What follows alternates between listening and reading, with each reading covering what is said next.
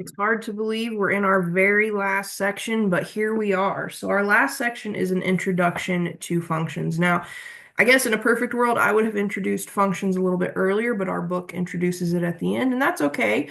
When you get to your pre-calculus class, you will definitely talk about functions and function notation a lot.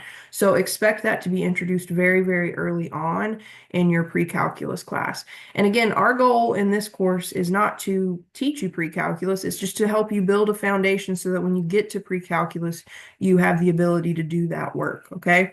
So this is going to be just kind of a broad overview of functions. You'll go much more in depth when you get to your pre-calculus class, much, much more in depth, okay? So the first thing we have to talk about is a relation. So we have some definitions coming.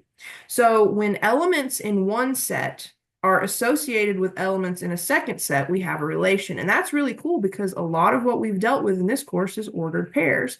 And when you're dealing with ordered pairs, you're looking at all of your x's and how they correspond or how they are associated with your y's. So any set of ordered pairs is considered a relation. Okay. Now, when it comes to the components of a relation, we have two really important terms that we need to understand. The first is that the elements in the first set, these we are calling the input values, are the elements of the domain. The x coordinates of the ordered pair are your domain. You will also see this called the independent variable. Okay. Let's see, the next one is the range. So the elements in the second set, we call those the output values. Whoops. So we have the input values, and then the second set, we call those the output values. Those are the elements of the range, okay? We will sometimes call this the dependent variable. So the y coordinates of the ordered pairs are considered the range. So when you're talking about the domain, we're talking about all of the x's, that's the independent variable. And when we're talking about the y's, we're talking about the range, and that y is called the dependent variable. Okay, so just know input x, domain, output y, range. Okay, and you do need to understand and know these definitions. Okay, so what we're going to do first is we're going to look at two relations and we're going to state the domain and the range. So example one just says state the domain and range of each relation. Well, the first relation is just a set of ordered pairs. So remember, input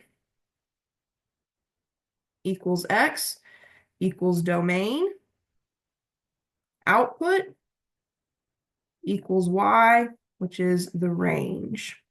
So when we're looking at the domain, we're looking at the set of all of our x coordinates. So the domain, I'm just going to call it D for now, is the set of all of our x coordinates. So we have -3, 2, 6, and 0. And I'm going to write that using just set notation, so the little curly braces. And you don't have to necessarily put these in order, but I think it's always kind of good form. It looks nice if you do put them in order. So we would have -3, 0, 2, and 6. So that's your domain. That's the set of your input values. Now the range is the set of output values. So if you input an x, what does it spit back out? And that's going to be your y values. So our y values are 1, 5, 0, and -4. And again, I don't think there's any rule that says you absolutely must put these in order, but I think it looks best and it is probably best form if you do put them in order. So I have -4, 0, 1, and 5. So that is my range. And this becomes a really big deal. You're going to talk a lot about domain and range, especially domain, when you get into your pre-calculus class. So don't snooze on this right here. It's a fairly general, straightforward concept, but you need to be able to take this general concept and apply it to a lot of things, okay? So domain, input X, range, output y, and then a lot of times we'll talk about the domain or the x being the independent variable and the y being the dependent variable. And you'll talk more about that when you talk about equations, okay? For our second relation, we have what's called a mapping. So a mapping is where you have these two sets and they literally have little arrows mapping one value to the next, okay? So in this case, we have a mapping that looks at the time in second and the height in meters. Of what? We don't know. We just know we're talking time in seconds compared to height in meters. Okay. So when we're looking at the time, think of this as the input. And you can see we input an X and it pops out. It maps over to some Y. So the heights are going to be the output.